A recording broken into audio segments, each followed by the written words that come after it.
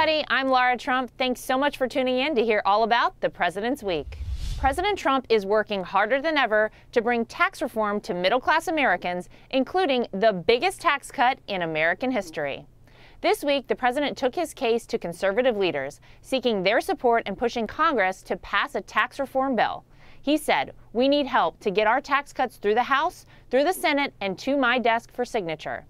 Now is the time for all Republicans in Congress and maybe even a few patriotic Democrats to come together and support major tax reform that will boost wages and deliver families a $4,000 pay raise.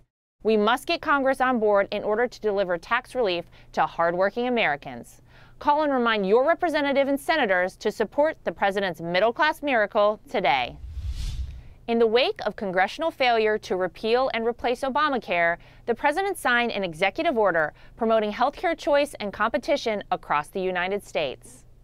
The president's action expands access to plans that let small businesses and some individuals band together to buy insurance across state lines, lifts limits on the sale of short-term insurance, and allows consumers to use health reimbursement arrangements to pay their insurance premiums. This executive order employs free market solutions as a first step towards the full repeal and replacement of Obamacare. This is proof positive that the president is as committed as ever to deliver relief for struggling Americans with the skyrocketing costs of health care in our country.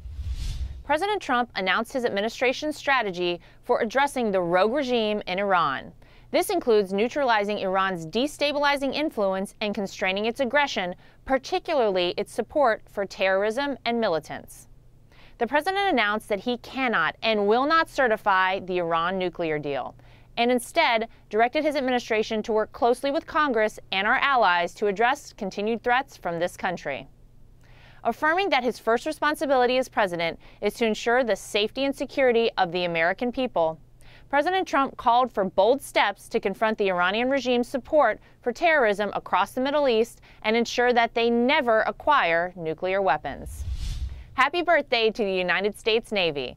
President Trump was honored to celebrate the 242nd birthday of our Navy this week. It provided the perfect opportunity for the Commander-in-Chief to recognize the brave men and women who have served the United States Navy. Through their courage, selfless service, and unmatched professionalism, America's sailors have helped keep America safe for generations. May God bless the men and women of our great Navy and all of our armed forces. Thanks for joining us, everybody. I'm Lara Trump, and that is The Real News.